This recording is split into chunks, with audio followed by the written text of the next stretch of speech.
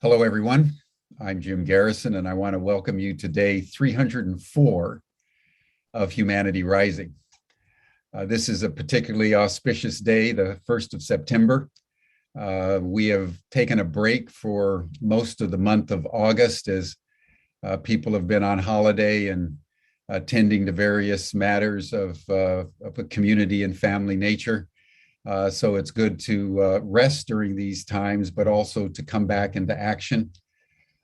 I thought we would start today with the most consequential news that took place during the month of August while we were taking a break. As you all know, since we launched Humanity Rising on the 22nd of May last year in 2020, as world events have unfolded, whether the pandemic or George Floyd or various other matters of note, we have used Humanity Rising as a forum to contemplate the gravity of what has been happening and to explore as deeply as we can the kinds of reflections, but also the actions that we can take. Several weeks ago, the Intergovernmental Panel on Climate Change announced its latest findings, basically saying that humanity is now in unprecedented territory with regards to climate, which the Secretary General said means code red for humanity. So that's what we're going to contemplate today. What does code red mean? How do we understand that? And depending on how we understand that, what do we do about it, both individually, but also collectively as a movement? So that's the way we want to launch our fall program of Humanity Rising. I want to thank everyone for your support and your constant nurturing of this movement, which is much bigger than all of us. And now well over 400 organizations are coming together through Humanity Rising. And as you know, it spawned many collaborations and in fact, coalitions that are now emerging out of our collective discernment of the needs of the hour. So welcome back and thank you for joining.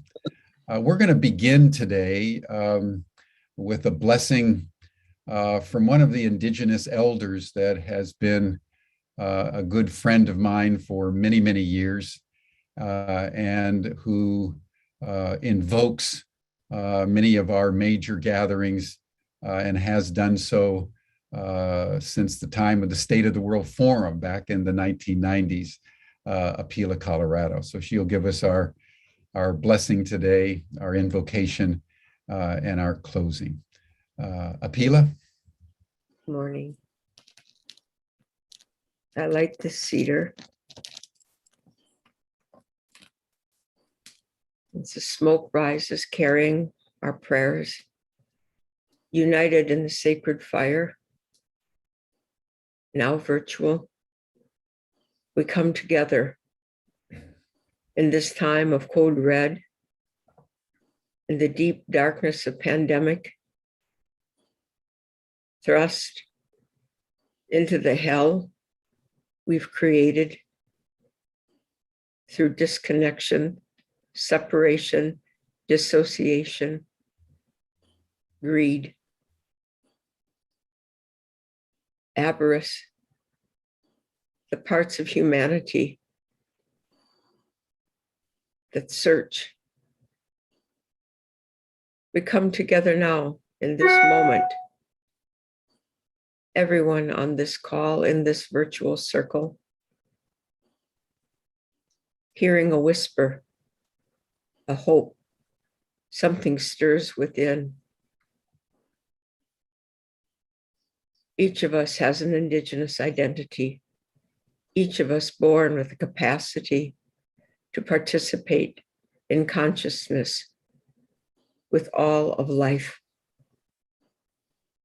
through these calls, through coming together, through social action with each other, we heal and we renew. Ceremonies exist for moments like this. Indigenous people, keepers of these ways, willing to share. Sacred sites, damaged but functioning. Voices from Mother Earth, who pulses now with her love and desire to help us. Let us listen, let us learn, let us network and unite, and so transform the hell into the ecstasy of heaven on earth, the way it was given to us and the way life herself unfolds. Love like a mist. There is no mountaintop upon which it does not descend. May we be embraced and embrace it. Amamahua Noa.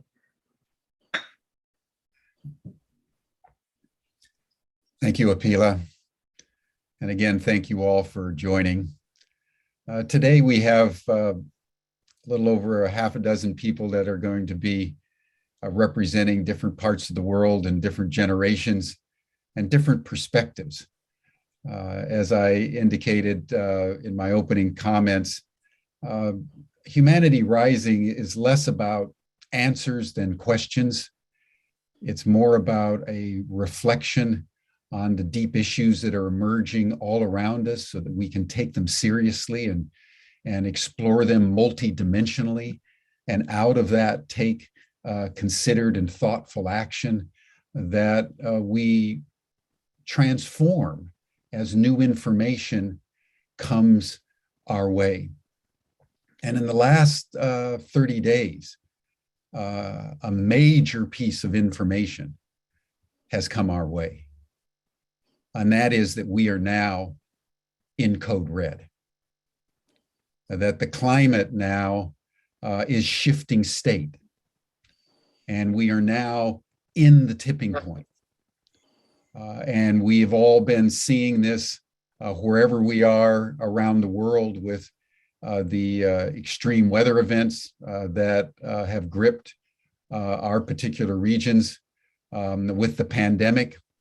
And I would, as I've been reflecting on Code Red and very interested in what the panel today would have to say, if I had to define Code Red and what it means to be in the tipping point, I would say that we have reached that moment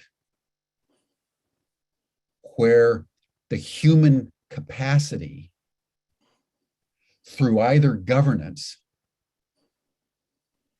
or technology is no longer capable of ensuring stability.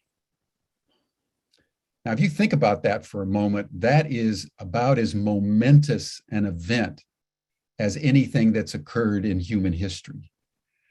Because for at least the last 5,000 years of civilization, we humans have fashioned through our minds and through our technology mechanisms of controlling nature. And there were storms, there were events, but basically we asserted a domination that, as it's turned out, is leading to a highly catastrophic moment, because we haven't done it very well, because we've done it to dominate. And what we're all collectively experiencing right now, in my view, is the end of human domination. As nature now is flexing in a way that is shattering our capacities to control. We're seeing it with the pandemic. Most of us a year and a half ago didn't even take it seriously because we'd had little epidemics and they flared for a little while in a region, then went away. Most of us thought the pandemic was going to be gone by last summer. And what we're all taking in is that not only is it not going away, but our technology, the vaccinations, aren't working the way we expected.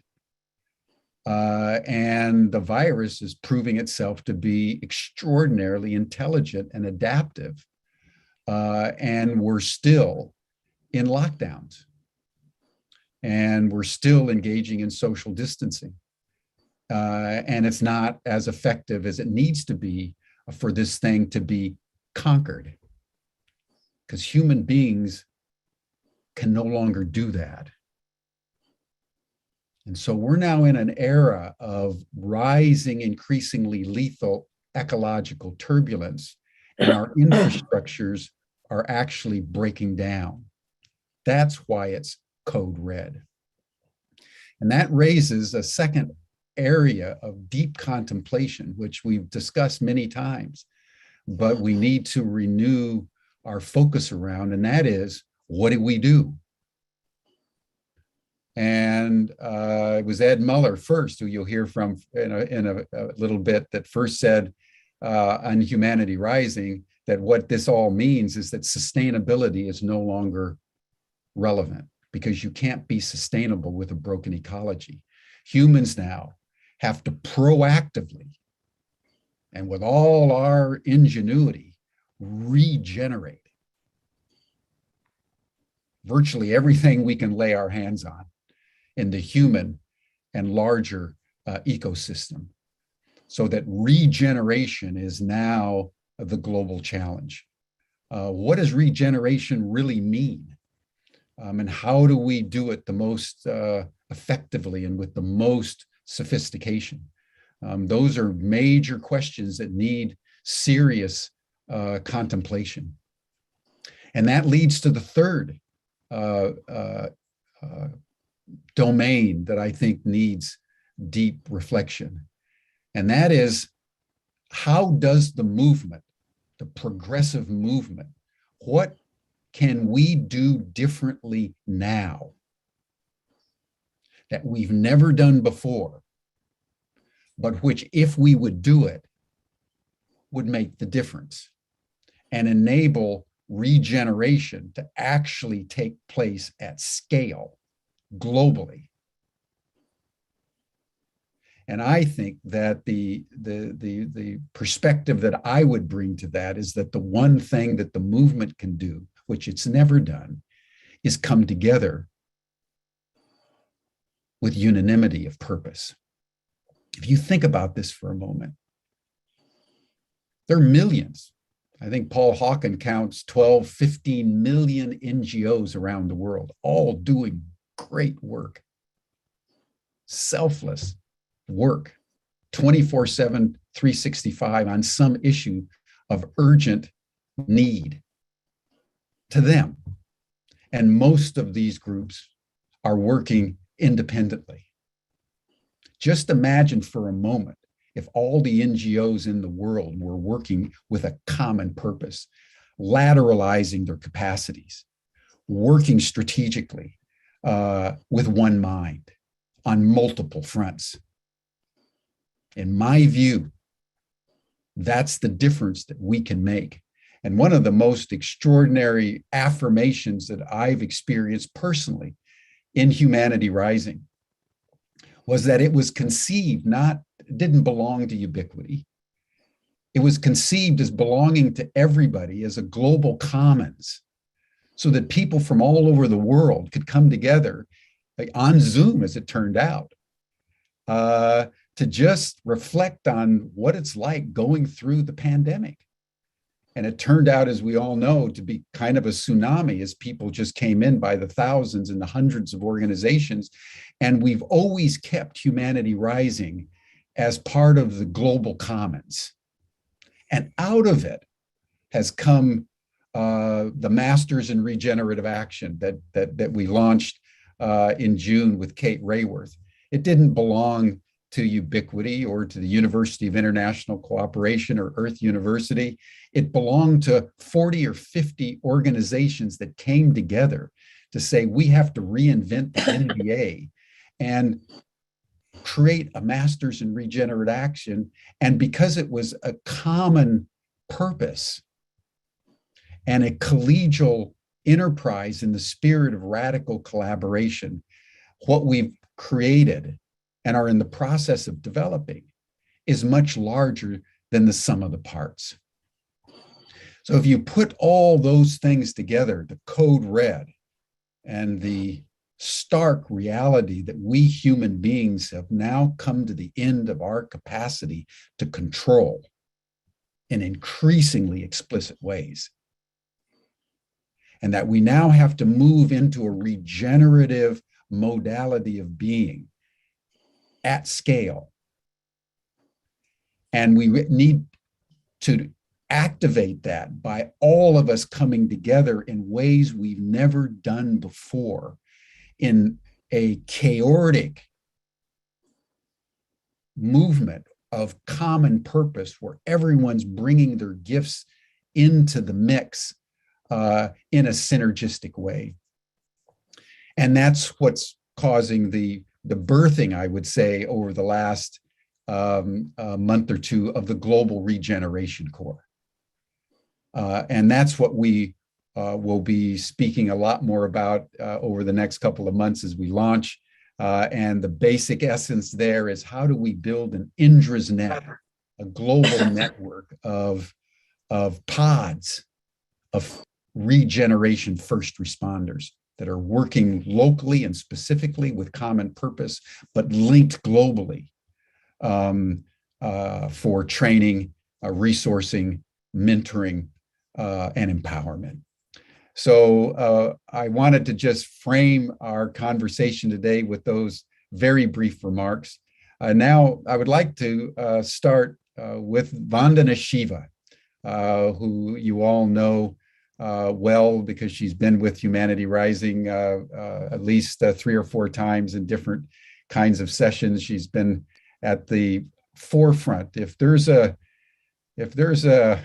warrior amongst us that's been on the front lines for longer than most of us have even known that there was a problem, it's been Vandana Shiva. So Vandana, I just want to salute you and acknowledge your leadership in the global progressive movement for many, many years, and would wanted to start with you and your reflections on any of the aspects that I've laid out.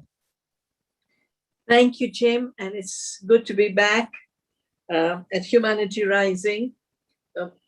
When you talked about how long I've been defending the earth and community rights, I was thinking how nearly 5 decades ago, it was the cutting of a few trees that woke me up. It was my code red and started the Chipko movement. One disaster on one river because of one logging. And I just think how around the world there's logging and dams and floods and mudslides, and there's other places, there's forest fires.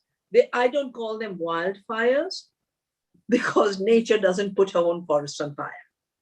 It's when we spray Roundup and we desiccate and we create monocultures and we create climate change and a drying out of land and soil and forests, we have the disasters. For the same reason, same basic ecological processes are leading to the forest fires and are leading to the floods. And when you think of it, it used to take very little to wake humanity up and act. And I think you really put your finger on it. That what we have watched, and I would say it's partly because of globalization, which let loose greed on a scale that we've never known, because all regulations of greed were dismantled as if they were interference, protectionism. And I always used to say in the World Trade Organization, since when did protection become a bad word? We have to protect the earth. We have to protect our children. We have to protect our future. So what we witness now is what you said, a collapse of governance. And of course, continued promise of control, and yet the collapse around us as we see. And just as in this last year, of course, been through the COVID crisis, but the related economic crisis related to COVID. When I watch how people are being thrown out of their homes in the United States, the eviction crisis is so big. And then you, of course, have the hunger virus, which is much more severe than the coronavirus. Yeah, I think 7 people are dying a minute in corona, 11 people are dying a minute in hunger today. So all of this together, and they're not fragmented. So when we think of how do people come together, we come together by seeing that each problem we have so far addressed in a fragmented way in silos actually have the same root causes. And I would identify the root causes as 3. The first root cause, of course, is greed. And colonialism came out of greed. Colonialism isn't the cause. Greed, control, mastery is the cause. And wanting the resources of the South. Our spices and our textiles, the diamonds and gold of South Africa, minerals all over the world. The second is because greed, just like today, regulation has to be removed for limitless greed. 500 years ago, it's not 5,000 years ago, it's 500 years ago we've been making a mess. 500 years ago, a whole intellectual architecture was created. And they actually worked over a century to declare nature as dead, deny the living earth, deny the generative capacities of the earth here. So before Columbus and before the Papal Bull that gave rise to taking territories, there was another Papal Bull that basically said, if you're close to nature, you're a witch, kill them. And therefore all ecological knowledge was wiped out in a very violent way with the witch hunts. But we also saw rise of Descartes, who said, I'm a thinking thing without a body, poor man, poor man. You know, I think these thinking things without bodies have got us into a deep mess. Or Bacon wanting to say nature must be subjugated and tortured. So that is what has given rise to the illusion that man will always be able to control. Now, those of us who were at the receiving end never fell trapped to that illusion. And I would suggest to all of you to read Amitabh Ghosh's brilliant book on climate change. He calls it the great derangement. This is the way we think that has led us to this crisis. Now, how has the way we think been accelerated with the fossil age? First, because it depended on fossilized carbon when we should have been living on living carbon. That's regeneration. Second, this is something that I feel is even more serious because it is more irreversible. It fossilized our minds. You know, being as old as I am, I have just seen the human mind decay. People's ability to think decay. I mean, they're getting smarter at handling gadgets, but dumber at handling life. Putting 2 and 2 together, finding out who has my need. And with that went the fossilization of the heart, the death of compassion. Now, what to do? What is regeneration? Regeneration is first and foremost recognizing that the earth is alive. And our beautiful ceremony to open this session. Remind yourself of that, of Mother Earth, that she's living. And this then becomes the big role of indigenous cultures and the women's movement. The second is we have to give up everything that came with the fossil age, including the kind of architecture and infrastructure that was built. It was infrastructure for control and profits. The infrastructure for control and profits cannot be the infrastructure of life. And if you know, even the language of build back better, poor things, they're still trying, you know, to keep doing the same thing. I mean, they've got a whole system, a nonsensical system of carbon capture and sequestration, and one pipe just blew up in some US city. When we have the most amazing system of carbon capture in the green leaf, of taking the sun, taking the carbon dioxide, turning it into living systems, and everything that makes life run. And my work in Afghania, I mean, as a quantum physicist, I've discovered all of this while doing it, that our biggest work is growing more life. That is regeneration. So we've got to regenerate our paradigms of living systems. We've got to regenerate life.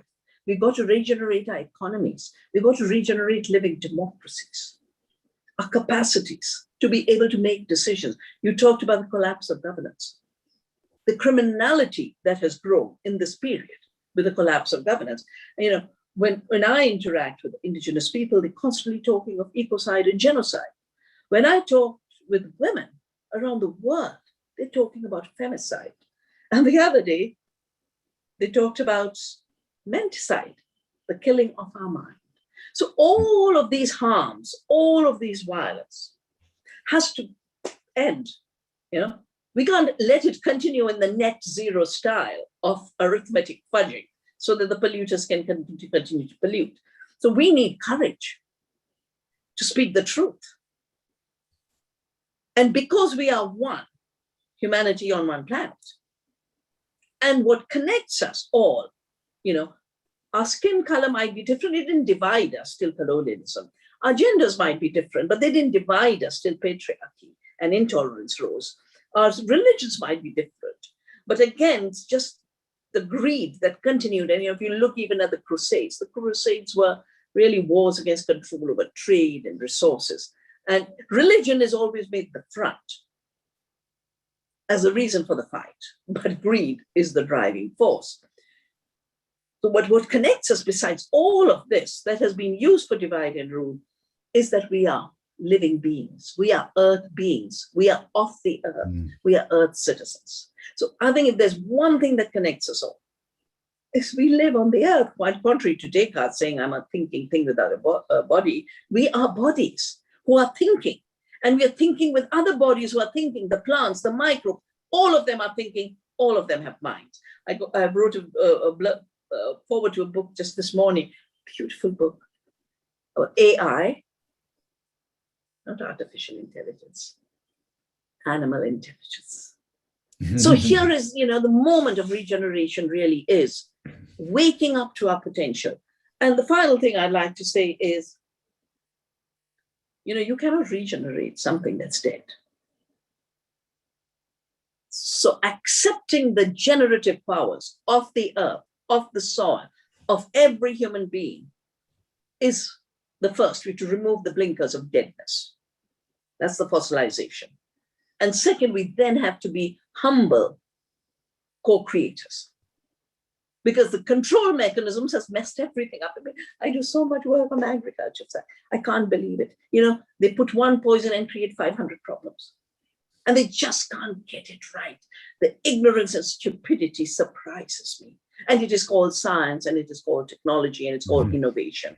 So I think we have to recognize dumbness for what it is, irresponsibility for what it is, violence for what it is, and replace it with deep, ecological, compassionate intelligence, natural intelligence, cooperative intelligence, all the intelligences that we have received. We need to replace violence with nonviolence, and competition with cooperation, and mutuality and synergy. And all of this we know from honest, independent science, and we know from practicing of living cultures, that that's how life is organized. So we need to, you know, maybe just have a bonfire of the big boys' books, and then we can start it. Thank you. Bonfire of the big boys' books. I love that. Ed, what do you think about a bonfire of the big boys' books? I'll put the matches. That was beautiful, Vandana. Thank you so much. Ed, your comments, please. Wow. Actually, I have a short presentation, and I'm going to share my screen. Sure.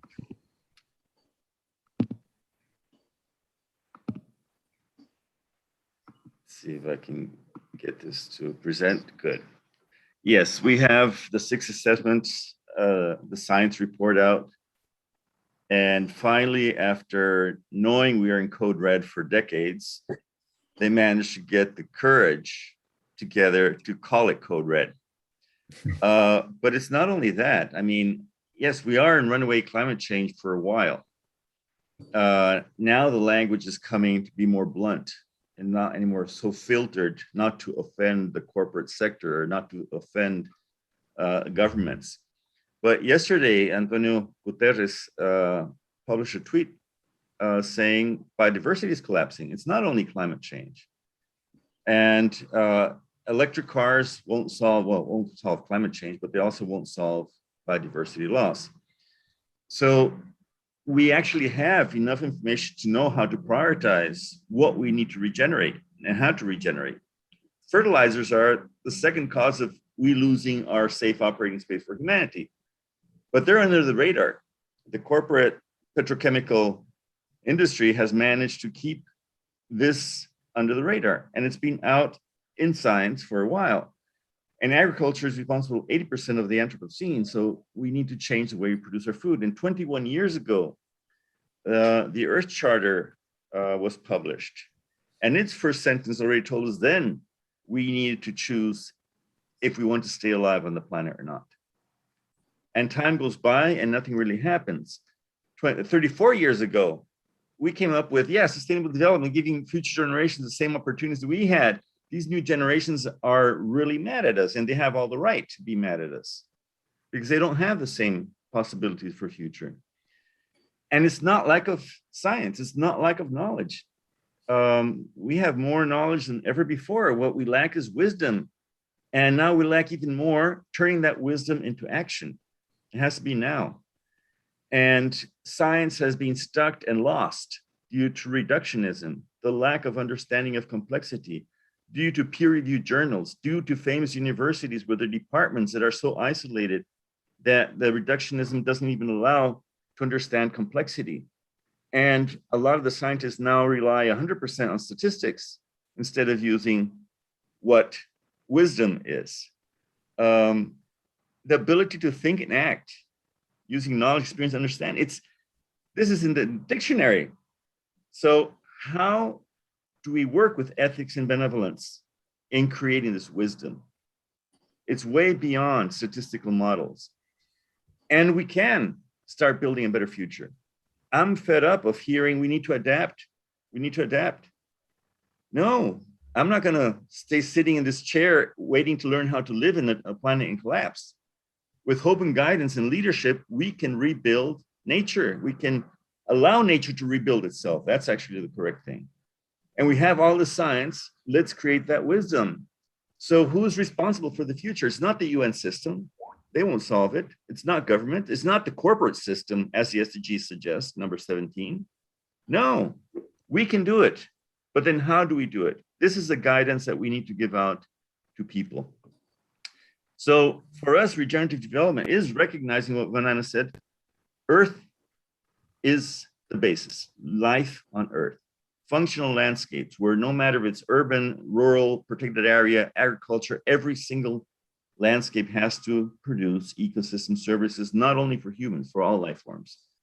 And on the other side of the toroid is spirituality. And this is not religion, this is spirituality, this is mindfulness, this is values, this is ethics.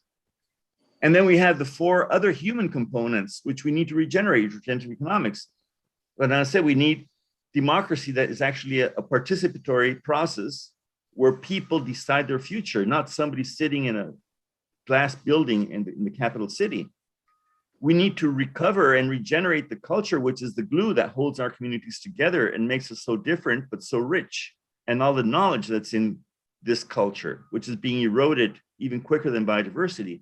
And we need definitely to get old white-haired guys like you and me, Jim, out of politics. We need young women coming into politics. We need to empower youth not to be afraid of politics, but actually, okay, you want a future? Grab it, hold on to it. Otherwise, the old guys will not give you that future. And we have the science. I mean, Ratan published this last year in January. We can reverse 157 parts per million this century by managing soil. Managing soil.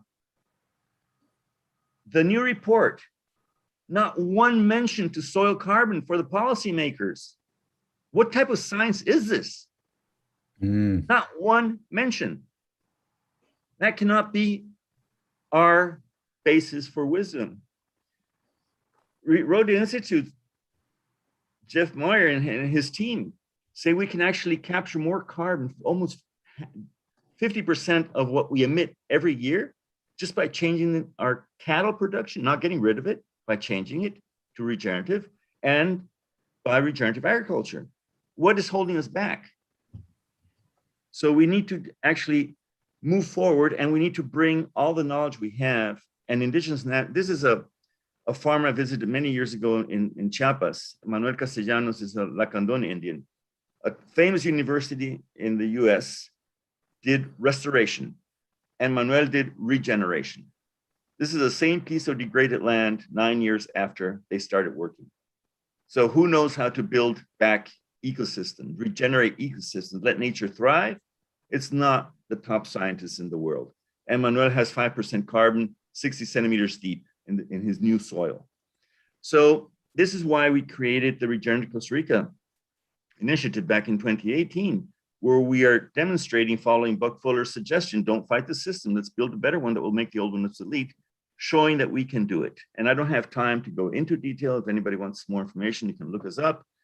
It's basically thinking that we need to regenerate the landscapes, and that is nature getting its power to heal. And we gave a vacation for 3-4 months last year. It showed us how it could heal. It cleaned up Delhi's air. It cleaned up Beijing's air. It brought dolphins back into areas that hadn't been seen. So we need that new symbiotic relationship with nature, which benefits all life forms, but we need to measure it with true indicators. Why not measure development with happiness and hope instead of GDP? So this is what we've been doing. And in the province where I moved last week, we are actually demonstrating that we can do agriculture without any drop of chemical and produce in abundance. We can have tourism that actually leaves something to local communities and biodiversity and not just taking pictures. We need to show the economy that these alternatives are actually generating well-being. We're bringing in Indigenous knowledge and food forests with Indigenous traditions. This is what allows us to regenerate this degraded land that we've destroyed. Central America loses 200 tons. That's 13 millimeters of topsoil per hectare per year. 20 dump trucks loaded with soil and dumped into the rivers. So we have started several years ago bringing new master's programs, a certificate in regenerative entrepreneurship, the first responders for regeneration program, which was launched 2019. Then with you guys, Ubiquity, and a lot of other partners, we launched the Masters in Regenerative Action. And now we're looking to launch the Regenerative First Responder Corps. So actually we can go back to the original name. I changed this morning. So we need to be able to empower youth and giving them the guidance and the knowledge that we have to really start a global movement. And we also launched in 2018 the Regenerative Communities Network with the Supportive Capital Institute. So we have different bioregions that are doing regeneration, where young people or anybody who wants to do regeneration can actually go and choose around the world where they can practice regeneration by getting the support of our programs. And this will be then not a degree to hang on the wall, but actually a passport where you put in your talents, your accomplishments, your contacts, your networking. It's a different type of global university. Yep. And we're just showing it. This was during the hurricane. Our agricultural things, which we started because of COVID, these people were dying because they didn't have anything to eat. They produced abundance food. We turned this degraded land into this. And this is a 30-family community. We have several of these farms now. They're producing 8 tons per month of high quality food in 1 hectare. And this same degraded land turned into a paradise for biodiversity. Within 2 months, we had 79 species of insects coming back. Now we have 20 to 25 times more moths and butterflies in that 1 hectare than 50 meters apart outside of that. So we can bring biodiversity back. And this can be done by working with schools, by working with youth, by working with communities, empowering them in a joint learning process. So the last sentence of the Earth Charter says, let's transition and celebrate life. Why not? And the big question is, will we make it on time? This is my 9-year-old son. Will he have a future? We need to move forward. Thank you. Beautifully put, Ed. You're doing such incredible work there in Costa Rica. You know, Regenerate Costa Rica in some ways is the epicenter for regeneration that we can all learn from. So thank you for your leadership. be amazing, Vandana, for you and Ed to get together and compare notes between India and Costa Rica. I think between the two of you, you've probably got much of what we all need to learn from at this moment. So thank you. You mentioned, both of you, the importance of indigenous wisdom and knowledge. And I think that's really important for us to take that in, that when we go back to the earth, we need to go back to the indigenous mind in a fundamental way. And I'd like in that spirit to introduce Ilarion Merkulov to talk to us for a few minutes. Ilarion was born in North Alaska, right there in the Bering Strait, in some of the wildest area of the world, actually, and the most primordial. And so he's lived in his lifetime that journey from pristine to code red. And Ilarion, welcome to Humanity Rising. It's been good to get to know you over the last several weeks. We've had a number of conversations, and we thought that it would be of benefit for us to just hear from you, like we have from Vandana and Ed, your experience as a native boy and now an elder in the journey that you've experienced around these matters. Thank you, Jim. Good to be here to have everyone feel each other's energy. Angwan, Kelam Rekamna, Kelam Kasuda, Tingunanganwe, Unanganasokta Kuyach, Kawalangananganwe. I said, good morning. The morning tastes good. And Angwan, which means hello, my other self, which is the way our people greet each other every day. And I said that my traditional name is Kuyach, which means like an arm extending out from the body, carrier of ancient knowledge into modern times, a messenger. I was given that name at 4 years old. And I come from a people that were very spiritual, where we lived in a place that's very hard to eke out living in the Bering Sea. We've been out there for over 10,000 years, and we're still there. And no one has moved us off these territories. And we developed the most densely populated linear mile of shoreline in all of North America for our time. And that just gives you how incredibly adept that our people were at surviving and thriving in the Bering Sea. We have a spiritual culture where, for example, our people were the only people in Alaska that didn't have shoes, or footwear, even in the wintertime. And we didn't have any food storage technologies because our people understood that all we had to do was be present in the moment and in the heart, and the rest would be taken care of. And that is what has guided our people for thousands of years. When I asked my elder on St. Paul Island, where I was born, what is this all about? And he says, look at that seabird over there. Do you think it worries about where it's going to get the food the next day? And are we any different? And so in that sentence, he encapsulated how we are real human beings, present in the moment, in the heart, and trusting in life and life processes, in the Mother Earth, in the universe, in a whole, the maker we call, that trust that is embodied, not trust that is created by the mind. I work for a group of elders from all over the world called the Wisdom Weavers of the World. And we met in Kauai in 2017 to answer two questions. What is the state of the world as we see it now? And what must we be doing now?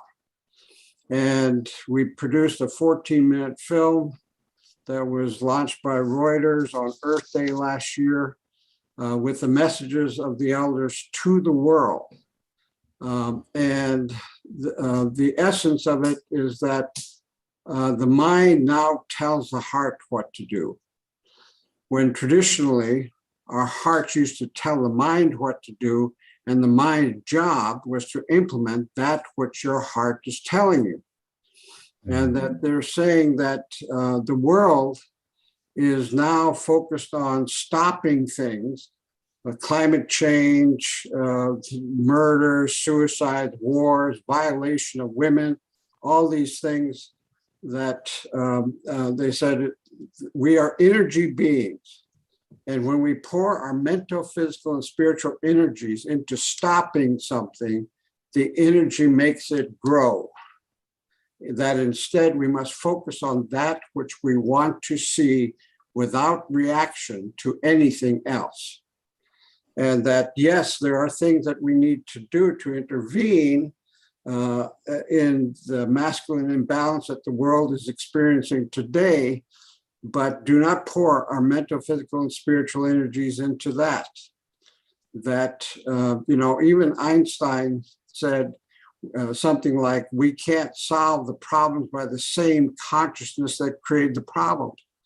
And the state-of-the-art thinking, the state-of-the-art technologies, they're nothing but the old regurgitated as the new. And we're doing that because we are not functioning from the heart. And that what we need to do at this time is to heal ourselves so that we can think from the heart. The heart will tell the mind what to do, and then we will know what we must do in this time of great challenge to human beings. Now, the elders also say that, Mother Earth has survived for billions of years. She's going to survive for billions more. It's a question about whether or not we humans are going to survive and thrive. And it's going to be up to us, the people alive in the world today, that is going to decide this. In Alaska, where I'm from, we watch what's happening in the climate events, and we see that we also hear that the scientists are saying that, some of the scientists are saying that we have reached the tipping point. And that the world's refrigerator is going to go. And, we have so many things that are happening, one of which you're familiar with, which is the thawing of the permafrost. Well, as the permafrost thaws, it's releasing new viruses, or old viruses rather, that have been frozen in the ground that is now being released to the world. And the world is not prepared for it. Mother Earth is speaking to us, and she is released this pandemic, the fires, the droughts, the floods, everything that we are seeing now to help us. She is raising in her consciousness, and as she raises, her vibration hits our bodies and pushes to the surface that which we do not want to see or have not seen, to make it visible so that we can heal it. Now, when Mother Earth, when the pandemic first hit, everything stopped in the world, and we saw animals showing up in places where people used to be. We could see the Himalayas from India for the first time in 30 years. We see the ozone layer above the Arctic heal, and she's showing us that she can heal herself and heal quickly, much faster than we think. Mm. And so we are called right now with this great responsibility to look at what we have done. We're trying to study everything else outside of ourselves when we need to be assessing ourselves. What have we wrought? And why have we wrought it? And what is the solution? And the world is all looking at solving problems when we need to just simply go back to our heart, because our hearts guide us impeccably right. And if we listen, truly listen to our hearts, then what we must do individually will be revealed. That's as simple as that. So thank you very much. Thank you, Ilarion, and thank you for your presence. It must be an extraordinary thing to have started as a young boy in the purity of that part of the world, and to now watch the cataclysms that are befalling us.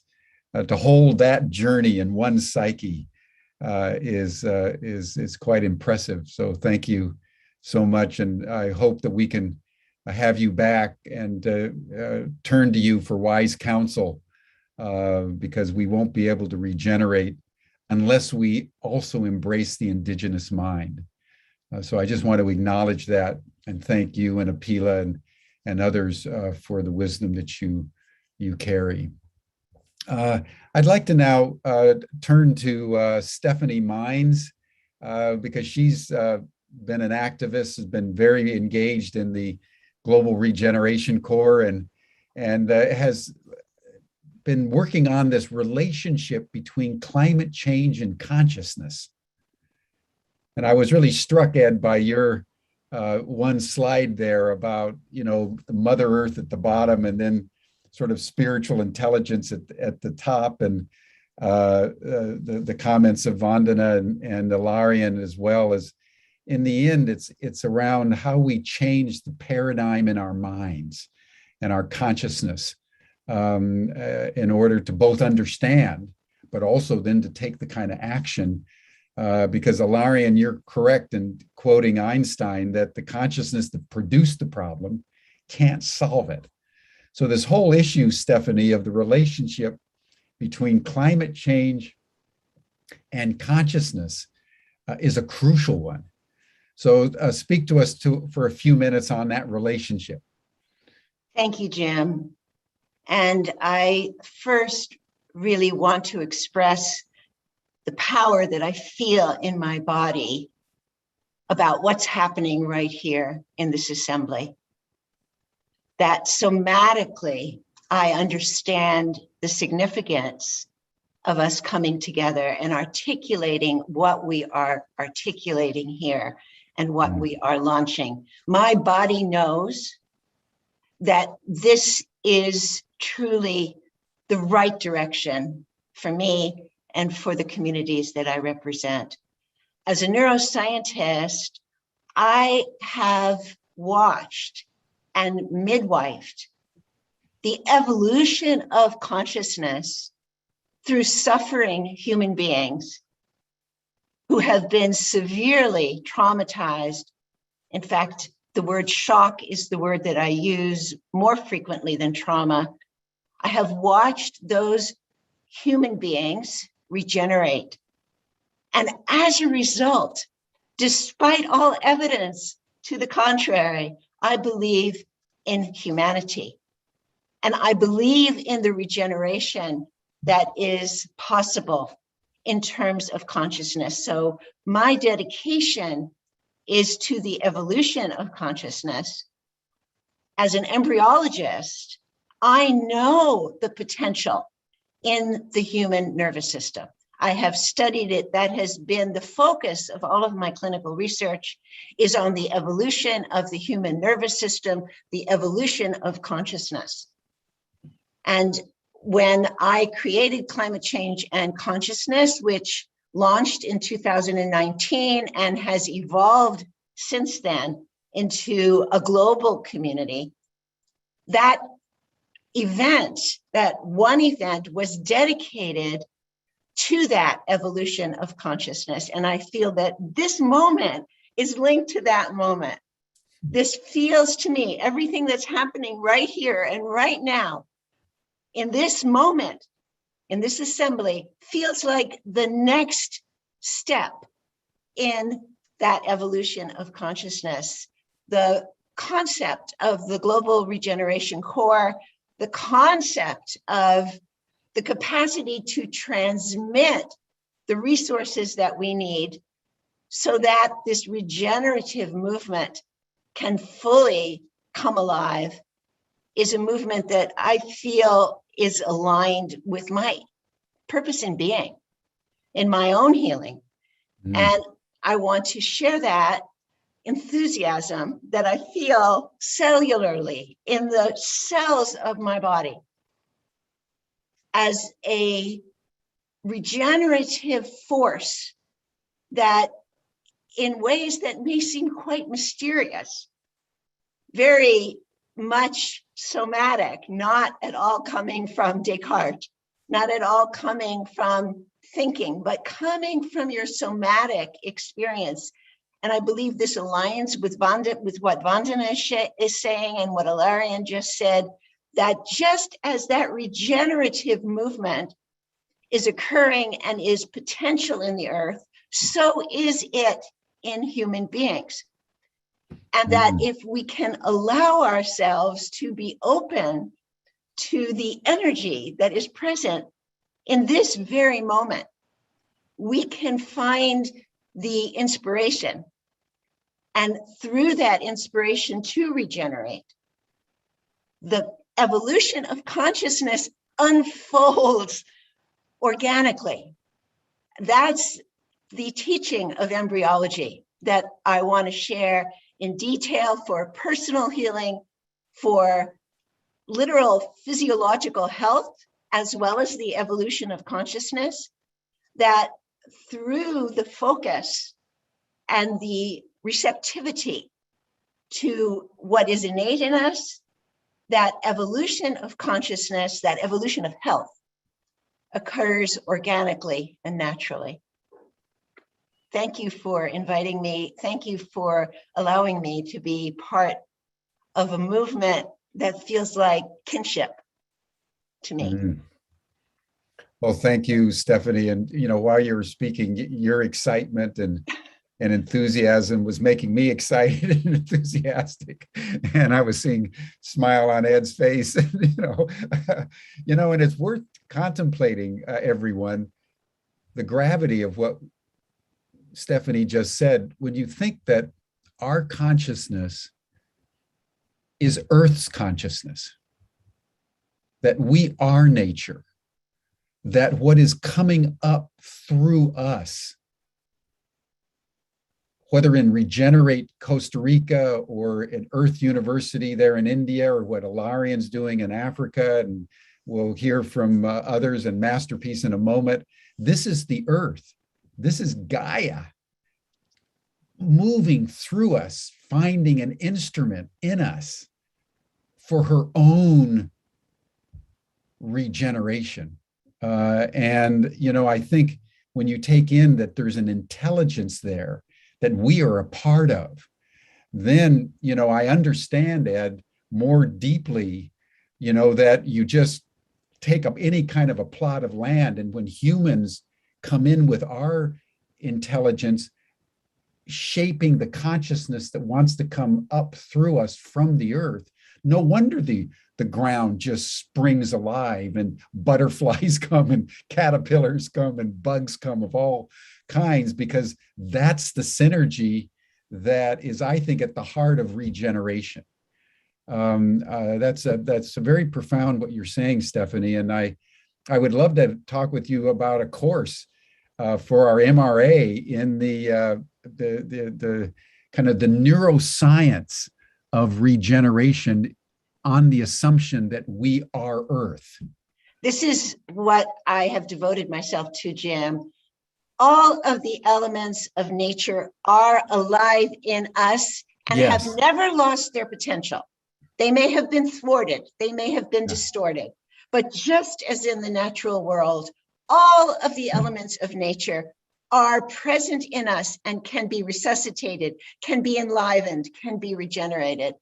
I have the course ready for you. Well, consider it done. We'll be in touch. Now, everyone, I want to turn to Ragda, a young woman from Egypt, who is very active in the Masterpiece Network, as you know, is part of Humanity Rising and the Global Regeneration Corps.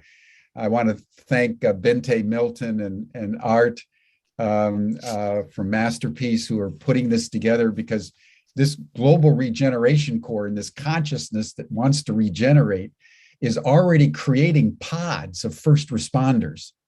And Ragda is one of those leaders in that Masterpiece network that's bringing together the notion of peace and the notion of climate in a spirit of regeneration that is really launching the Global Regeneration Corps in a very powerful way. So Ragda, welcome, because you young people are your ground zero. You are it. And so speak to us about what Masterpiece is doing and what you've got in mind, and tell us how we can support you. Thanks, Jim. And it's an honor to be part of Humanity Rising, since I'm a fan and now I'm one of the panelists. Actually, when the Code Red first came out, it immediately resonated, the saying of my dear friend and Masterpiece leader Art Boss, when he said, we cannot afford to be negative. And being personally from Global South and working for the past 10 years with change makers all around the world, and especially from this resilient part of the world, they don't even stop to think about even being negative. So immediately, we sprung to action, and they have been doing that already for, that the past few years. And today, it's the 1st of September. So that's also comes into the topic of the creating the International Day of Peace, which is 21st of September, and we're using it really as a momentum with change makers from all around the world within Masterpiece, but also the wider community to come together to respond as first responders. But they have been doing that already for years. So the week leading up to 21st of September, which is the International Day of Peace, young change makers from all around the world. We aim for 120 peace pop-ups, but we know that the number will even be bigger as the invitation is really spreading faster. So these communities all around the world engaging in events, webinars, workshops, conversations in the library, in the classroom, in street art, all around the world, like really this dynamic pop-ups all over the map coming together for actions, actually. And this is what makes me proud, like the feeling, of course, of the urgency, but putting, I love the slide from the wisdom into action. And this is where these events and these communities are actually coming together. So it's not going to be only a nice celebration, but every peace pop-up are going to put forward 3 actionable commitments. And this feels really generative actions that they will sign their name on it, and either small or big, it doesn't matter, that they commit to these actions indeed that are related to regeneration in the wider concept. They will come together in regional meetups. So it's an upside down pyramid, and I love pyramids myself from Egypt. So it starts with the peace pop-ups as grassroots regenerative actions. It will cluster into regional conversations finding similarity, finding each other as change makers, and then it goes into a global event that we are part of, Humanity Rising, on the 21st of September, as an overview on these commitments around the world, and bringing these voices and revealing some of these actionable regenerative commitments to the world. And a lot of them, or all of them, hopefully will be hosted on Ubiverse as a pot where we collect these actions. But it doesn't stop there. As we always say, because the way forward is actually what is going to be important. So after coming together, creating these actions, these conversations, this dynamism around the world, now we actually put our words where our values are and work together on pairing up communities that work on the same action. For example, they are working with parts of the donut on ecology or gender rights and related topics, and then put them together to learn, to exchange, and create even a bigger pot to work together. So leading up to beyond September, these communities will work together, but the road is actually until 2030 with the global goals. So it's really a vision for the future, and that is just the start. So we're excited about that. Our communities, some of them are actually with us here, are planning, orchestrating this global action that is hopefully the spot that brings these commitments together. Beautiful, beautiful. When I talked with Ragda yesterday, I was saying, we're really in the face of Code Red. It's Star Wars time. And I mean by that, it's time to turn real leadership over to our young people. Luke Skywalker, the guy that's put the little torpedo down the rabbit hole and saved the rebel army, was a teenager. There's a big movie coming out called Dune. If you haven't read the book, it's a great book. Paul Atreides is 16. You just think of Greta Thunberg, 12 years old. We're under such duress. I think, Ed called it, the politics of the governance of the Global Regeneration Corps and any 2030 campaign needs to be an axis between the young people and the women. And we men need to be supportive. We need to resource it. There's much that we can do, but the real leadership, the final decision-making, the strategic formulation, I think needs to come from people like Ragda. And, just to think of 120 plus groups, all coming together around the 21st of September, Ragda, is so exciting. And then to work together as pods of regeneration first responders is so alive and so regenerative just in that concept. And so thank you so much. And by the way, everyone, where there's a partnership in Humanity Rising that we'll be going into more detail about, but between the 11th of September, in 11 days, and the 21st of September, we're partnering with 11 days of world unity, of which what Ragda's doing in the Masterpiece and the Peace Pop-Ups is a part. And the partnerships that are coming into play around the 11 days between the 11th and the 21st of September, we're going to be broadcasting out to hundreds of thousands of people every day. And we're going to not take weekends off. We're going to start on the 11th and we go through the 21st, all 11 days broadcast on Humanity Rising. And then there will be an additional broadcast that'll have a global distribution of upwards of millions of people. And that's what regeneration is all about. And where all the generations come together, but in a way that empowers our young people to really take the kind of action that is required for us to not only survive, but to thrive. And you can just feel it in your energy, Ragda. You're amazing. So thank you. And speaking of women, I want to turn to two women just to round off our discussion. One is Dilani Gunasekara, who's a force of nature that has been working down in Sri Lanka, both with Ubiquity and Humanity Rising. But she's taken on the initiative of activating the Lions Club youth group, what they call the Leos, there in Sri Lanka. And we had a young man that she'd brought in, but somehow he didn't get the Zoom connectivity there where he is. So Dilani, thank you for joining us.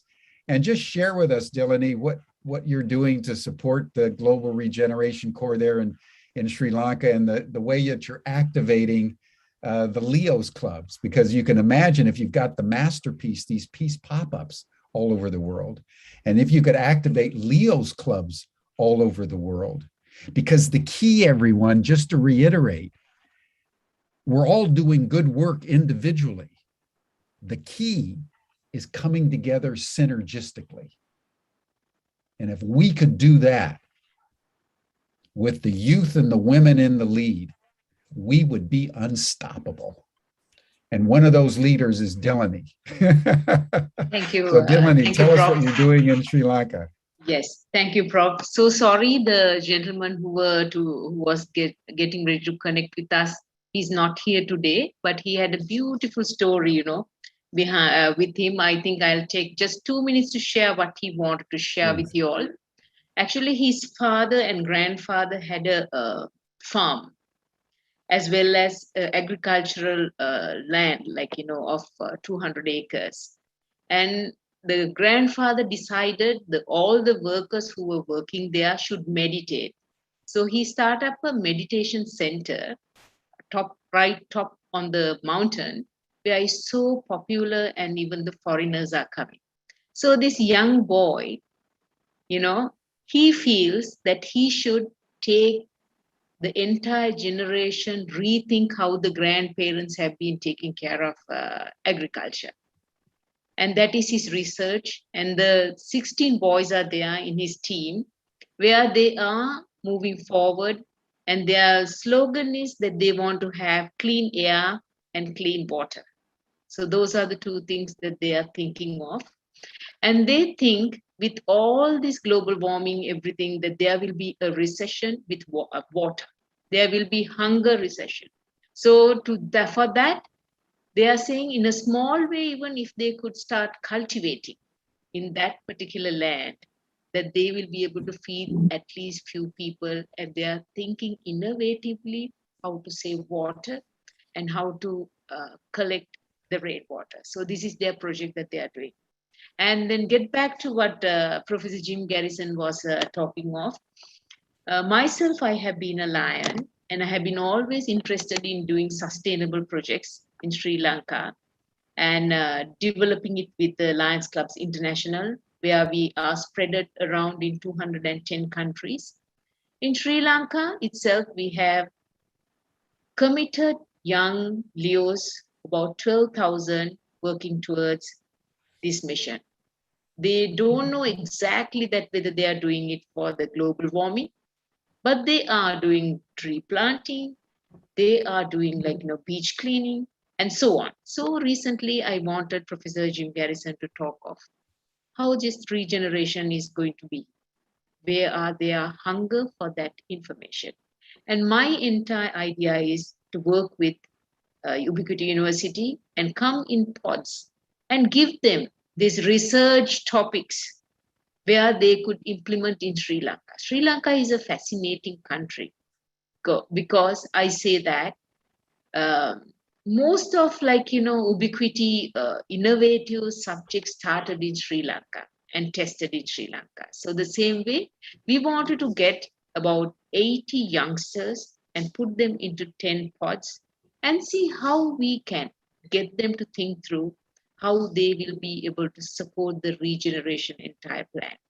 That will be a pilot for the entire Lions. And thereafter, I will be moving that entire program to Southeast Asia. We call it ISAMI. I think the lady who spoke before, Ms. Shiva, must be knowing. In India, we have so many Lions clubs and Leos clubs. Under ISAMI, we wanted to spread this word in ISAMI through Ubiquity University.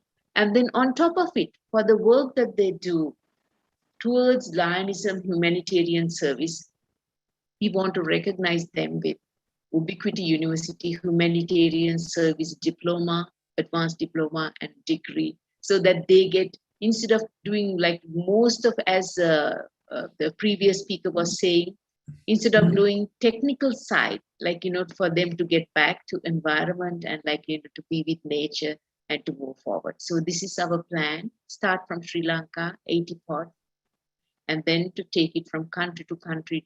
Spreading this word is my forte, and to take it some or other to the entire world, starting from Sri Lanka. Thank you, Professor Jim, for the time given. Hope I answered the question. Thank you, Dilani. You're doing such great work. And, Sri Lanka, like the rest of the world, has had wave after wave of COVID. And nevertheless, Dilani's been working in and through that kind of challenge to do what she just described. So I want to just acknowledge your leadership, Dilani, and the way you've inspired the young people there and inspired our team. And I'm looking forward to working with you. And, it'd be good to get Vandana involved in connecting with groups up in India, and maybe they can learn from Ed. The young man could learn from Ed's Regenerate Costa Rica on how you cultivate there in Sri Lanka. And that's the kind of networking we now want to kind of put in place through the Global Regeneration Corps. So thank you so much. I'd like to turn now to Leslie Southwick Trask, who comes from Canada. And she has an extensive business experience, and she's been working with Ed and I and Vandana and others in the development of the Masters in Regenerative Action, and also now the Global Regeneration Corps. And having heard all of this over the last hour, Leslie, would just love to have your comment and anything that you would add to the discussion. How can you add to such brilliance? I mean, an interesting weave of beautiful heart and intellect. I'm coming from the land of the Nisapi, the Blackfoot Confederation, and the Métis Treaty 3. So I'm commenting about where I come from because I'm on land that was originally populated by the Indigenous wisdom, and we have done much to degrade that land. And I'm passionate about how we reconstitute the type of work that Ed's doing in Costa Rica, here in Canada. Just before I get into my thought, I want to just comment on something. I just came from the first day of my granddaughter's grade 1. So we went into grade 1 today. Generation Alpha is now entering the building. Right? And one thing I wanted to observe is that about 2/3 of the parents that were there were not wearing masks while all their children were. Now, I'm not making a political statement about whether you wear a mask or you don't. We're in a city right now that is skyrocketing with our COVID numbers, but it's about how we role model as parents. I might be double vaccinated, and therefore I'm not necessarily going to have this disease or this variant in a significant way, but I'm teaching a child how to navigate the world who isn't. And so my actions are more important than my words. So, by the way, my son and daughter-in-law were definitely masked, as was I. Just, this is not the pot calling the kettle black. But it's in those moments that I think of Ken Wilber's, his statement, which is, it is time for us to wake up, grow up, and clean up.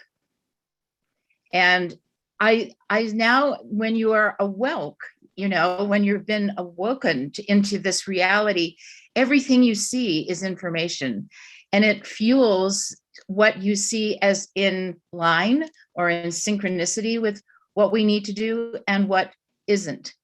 And so I think being vigilant in how we carry our role, wherever that is, whoever we are in every moment of every day, that's how we wake up, and that's how we grow up, and that's how we clean up. And so I also think when I start to hear about, we're depending on the youth and we're depending on women, we're depending on everyone. We need men, we need millennials, we need boomers, we need everybody. This is not a time for us to say we depend on one over the other. Each of us are DNA encoded with a uniqueness. This regeneration is going to require us to go into the essence of each of us and to understand what is it that we're here to bring in this moment of code red. 9 billion unique DNAs is what it's going to take. And each of us in waking up to what is that DNA. I mean, I think it's absolutely fascinating about the starfish who can regenerate from even a portion of its limb in some species of starfish, because it goes back to the essence of what it's learned, not the essence of its origin, but the essence of what it's learned, its intellect and how it has navigated the predators and the environment. And so we are not just what, I was born in 1952, that DNA is still in me, but by good God, I hope that my DNA of 2021 is a lot more sophisticated and a lot more capable of dealing with what is sitting us in front of us in code red. And my last thought on this, Jim, because you and I chatted as we've been, and Ed, we've been together, wonderfully throughout this journey, is it reminds me of my Camino. And I spent 10 years on the Camino. So, in pilgrimage to a life that was starkly different than my life here in Canada. And one thing I learned is that the quality of your walk depends on what you put in your backpack.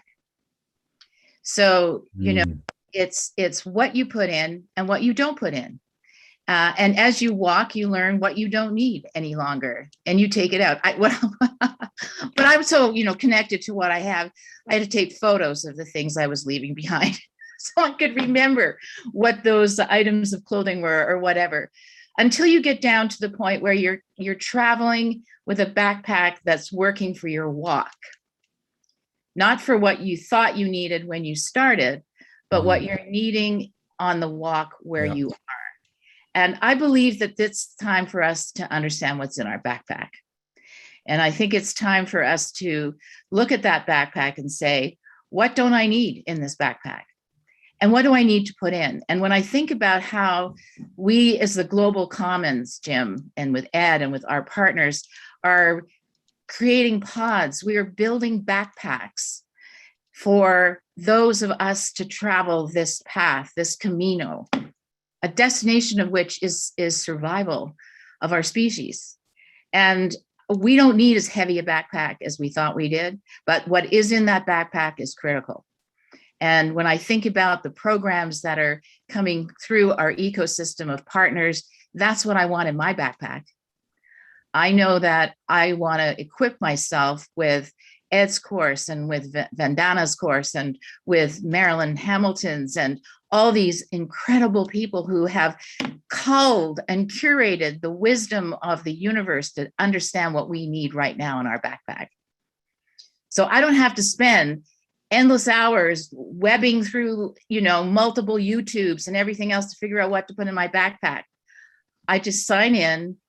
I sit in conversation with these folks that have done the work on our behalf, and I take in what I need for my backpack, and I do what I need to do to regenerate my world, my life, the lives of 7 generations that I am a part of.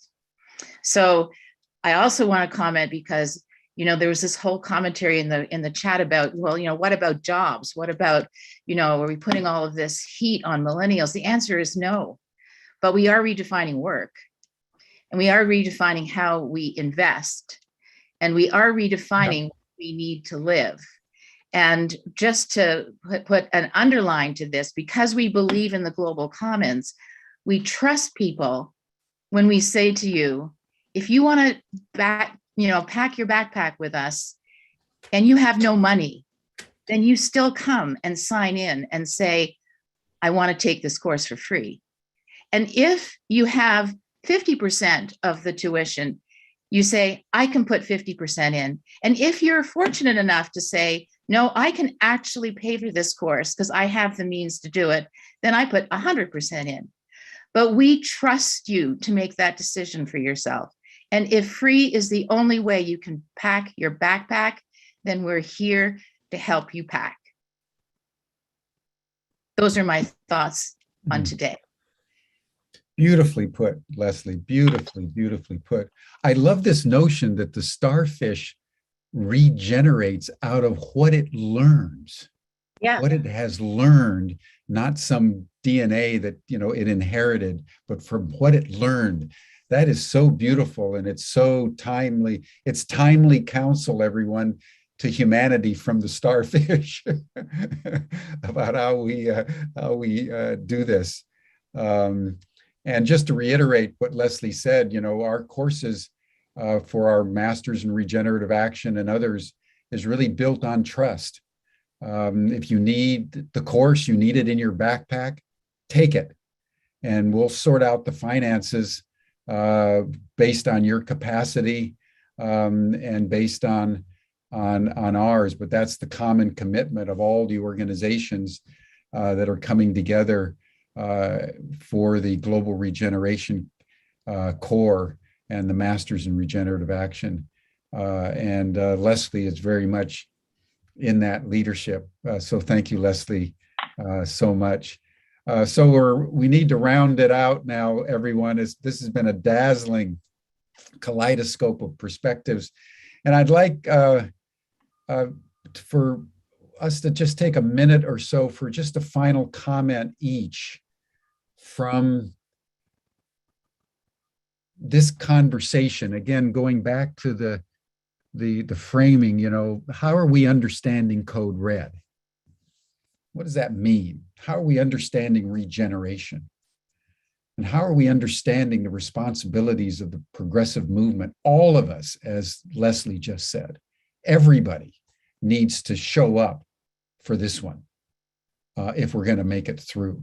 How do we do that in a way that's new, that just doesn't repeat the old patterns from the past? So, Ragda, what would be your final statement on these questions, and given what you've heard? Yeah, I think invite everyone to really think of what could be their actionable commitment individually and in a bigger invitation to their communities and organizations or even family that they live in. What could be one actionable commitment that they could take to have a regenerative participation in a larger scheme? I ask myself that every day, every decision, and sometimes I do the right thing, and sometimes also I don't. So that's my thought. How can we do that on a daily basis? How to choose for that on every second, every minute, every hour, every day? That's my thought. Thank you. Thank you. And all strength to you, Ragda, as you coordinate these peace pop-ups for the 21st. It's going to be an amazing occasion, and we're looking forward to the 21st to celebrate it with you. Stephanie, what would be your final comment? I am referencing a comment in the chat about my teacher, the octopus, and how the octopus regenerated one of its limbs. I feel like that's happening right now in this moment with this collective. I feel my limbs growing as I regenerate connection to all the people here and particularly the panelists, I have to say, I feel connected to all of you. I want to be involved in everything that you're doing and share resources. And again, I reference my role, my studies as an embryologist, which is the study of human unfolding. That is truly what embryology is. We've been robbed of that wisdom of embryology. And I feel it's my destiny really to restore the innate potential that we all have to grow all the limbs we need to reach one another. Beautifully put. Beautifully put. We're in an act of embryology. That's what's happening. Beautifully put. Beautifully put. Dilani, what would be your final comment? Well, my final comment would be that never it's too late. Let's take it from now forward to regenerate the youngsters and give them the ingredients, what is required, and the knowledge that is required, how we should take care of this entire planet, the world, and then how important the free air, free water that is being given to us, to all the children in the world. And I'm sure we will be able to win the war. Thank you, Prof. Thank you, Dilani, and all strength to you in Sri Lanka, activating the Leos. It's going to be a beautiful, I'm looking forward for the Leos and the peace pop-ups to come together. That'll be grand. Leslie, anything final from you? My last thought is know thyself. What I've learned about myself is that what I do in the first 15 minutes of the day determines the type of day I'm going to have. I had to learn that after 69 years, that the first 15 minutes were important for me. And I just learned that in the last 2 weeks. So what I'm commenting on is that when we truly know ourselves and we really embrace regenerative thinking, regenerative action, we are given the wisdom of how we act in every moment and what pattern are we here to instill in ourselves. So my thought is know thyself as of this moment, as of this time. That was up on the entrance to the Oracle of Delphi in ancient Greece. Know thyself. I was there, so I must be remembering that. I have no doubt. Ed, what would be your final comment? I've just been taking in the jungle behind you. You're right in the epicenter of regeneration. Yeah, the monkeys come here in the morning. When I founded the University for International Cooperation 27 years ago, it was to train people, leaders, to implement regeneration, which was sustainable development, which was environment, society, and economics. And it's not enough. So we have been thinking on how to develop a network of learning, of co-creating solutions around the world. And I think that new sort of university is coming to life at this moment. It's not fixed degrees that prepare kids for the past. It's actually, the challenge is to prepare anybody, kids and others, how to solve our challenges that are right in front of our nose. And some will be very tough to solve. And this can only be done with a co-creative process around the globe, with exchange of knowledge, exchange of wisdom, exchange of action, exchange of resources, and exchange of hope. If we feel alone, our hope is small. If we manage to bring together all of us that are trying to make the change, we'll outpower the Bezos and all the rest of those millionaires and the bankers. We can do it. So we need this new educational learning process, not education, a new learning process where we co-create solutions to the challenges that are right in front of our doorstep. Thank you, Ed. I love that notion that if you feel alone, your hope is small. That's beautiful. That is beautiful. That's beautiful. I want to acknowledge Ed as we close here, by the way. You know, it was Ed that came up with the regeneration first responders as a term that's at the Actually, heart of it was Juan Solstein from Rancho Margot who gave me the idea a few years ago. So I have to recognize the authorship as it is. Oh, good, good. Well, I thank you. So let us end as we began with the indigenous mind and an awareness that that's what we have to remember in order to learn what we need to know to regenerate. So I'd like to close first with you, Ilarion, with a final comment, anything that you want to say to us, and then we'll have a final blessing from Apila. Okay, yeah. Things are going to intensify.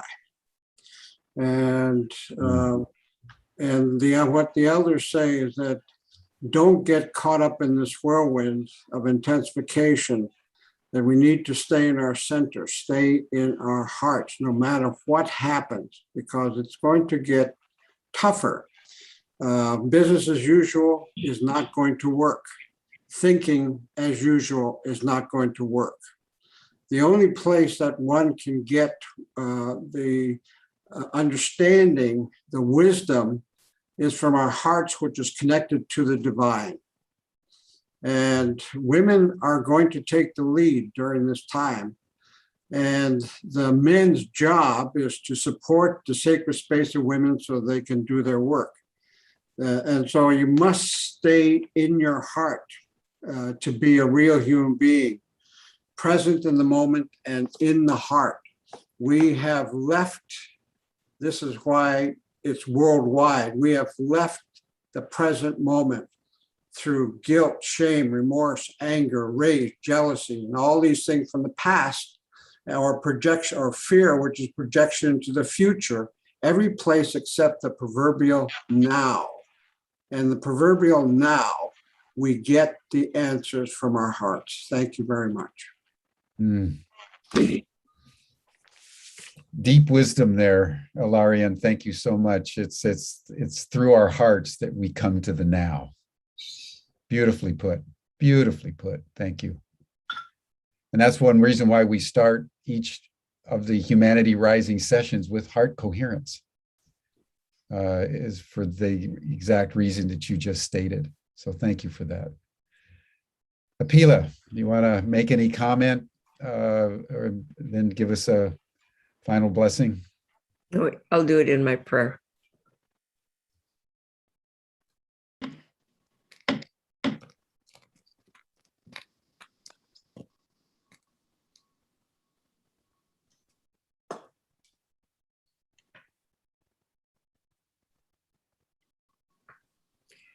Yana Hawena, Yana Hawena, Yana Hawena.